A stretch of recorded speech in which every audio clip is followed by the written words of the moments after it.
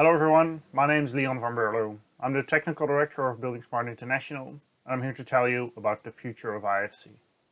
We have some really nice ideas documented in the technical roadmap, but please keep in mind that this is still under development. I'm presenting you the current state of the ideas and the direction, but based on new insights that might obviously change. So this is the current IFC 4.3 overview. As you might have noticed, we're not using the axis anymore. Since IFC 4, we're using the dots and the semantic numbering. This is a picture that most of you will probably know. We have the core layer, the interoperability layer that branches out of that with more specializations and the different domains. As you see in IFC 4.3, we have a new rail domain, the road domain has been added, and hopefully the tunnel domain will also be 4.3 update.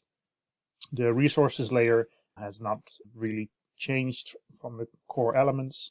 There are some changes inside these modules. So this is full IFC. As most of the people are aware, full IFC is never implemented in software. We always implement model view definitions. So a model view definition cherry picks different resources and different entities from IFC, adds some additional constraints and restrictions to the use of those entities, and then neatly wraps that into a model view definition that is being implemented in software. So we have multiple model view definitions that are using different kinds of resources and different kinds of entities in different parts of the branch. Some MVDs don't even use geometry, some use it very intense. And this issue with the model view definitions is something that is going to change in the future. There's a blog post available on that. In case you didn't read it, I would highly recommend it. It really states the current issues with MVDs. But in short, IFC is not really the exchange standard. The MVDs are. We do a certification based on MVDs, and every MVD needs a bespoke implementation in software. So there's no guaranteed interoperability between those MVDs. There's no one IFC import and export. There is an MVD import and export, and that only matches with another MVD import and export. Obviously, there's a couple of MVDs that have a stronger overlap, but there's also many MVDs that just do not match. For end users, this is quite confusing, and also for the maintainability in the future of IFC, this is not sustainable. The core message of today is that the future of IFC will move towards one IFC-based standard, and we're introducing a new information delivery standard to give users the ability to define their requirements and which entities they want to see in the exports. So the core of that IFC will have long-term stability or long-term support, and the different modules on top of that for the different domains might have a shorter release cycle. This is the architectural overview of IFC 5, and what we call long-term support is this red layer where we have IFC 5 with a support of something like 3 to 5 years. We do ask vendors to implement this in full to guarantee interoperability between the different domain extensions and the different modules.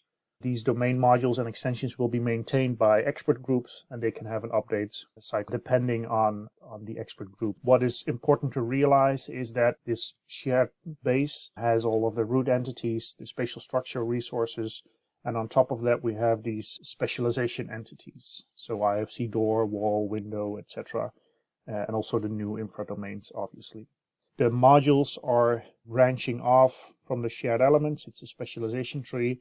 So in principle, it's not a lot more than further specializations and classifications of objects with accompanying property sets, P sets. So when we look at this shared base with a stability of 3 to 5 years and an update of the modules that can happen every year, the mapping to the internal model of authoring tools can be hard-coded for this IFC 5 base. And we are really suggesting or stimulating the configurable user-defined mappings between the internal authoring tool and these different IFC entities and P sets.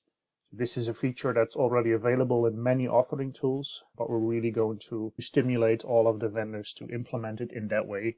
Implementing this in a configurable way also makes it possible to instantly support new versions. When things have changed on this module layer, a user can configure and fine-tune the import and export through this user-defined mapping and a new entity or a new property can instantly be supported by the authoring tool because the user has the ability to configure this. What we're also introducing is a new standard called Information Delivery Specification. So this is basically the requirement from a client that says, this is what I need to know. I need to have at least these entities. I want to use this classification system. I need to have these properties. They need to have these units. And so this information delivery specification can also be an input to configure the mapping between the internal model and IFC. Then something about the maintenance and development of IFC 5. We are probably going to use UML as the primary format to maintain IFC. The technical roadmap clearly states that the structure of IFC will be more language independent. There's a lot of step-specific and express language-specific constructs in IFC at the moment. We're going to do the maintenance in modules as well, so there will be multiple UML models that are linked to each other, and everything will be publicly available on GitHub. So every time something changes, continuous integration tools like Travis inside GitHub will automatically generate documentation and do some checks. One example of what is being generated from that UML model is the Express schema, an XSD schema, turtle files, a JSON schema, possibly also even an HDF5 binary schema. We are aware that we are bringing a lot of different schemas and we can't ask vendors to support all of them. The current step file format is very efficient. Most of the IFC file-based exchanges will still be based on step, but we are struggling if we should mandate at least a minimum step implementation or not.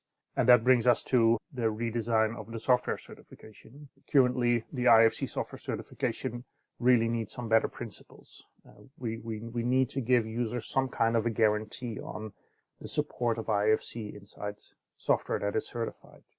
It also needs to be linked to a software version, so users are aware that a version that they have purchased is actually certified or not. We also need a solution for toolkits, because when a toolkit is certified and that toolkit is used together with this user configurable mapping, it also should produce valid IFC. So we are looking for a solution to lower the effort for vendors to get certified.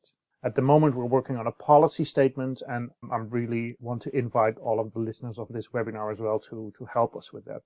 What are the base principles of software certification? How should we design this new procedure? And then finally, obviously, the software certification will be based on IFC, not on the MVDs, but really on this core support of that red layer in IFC.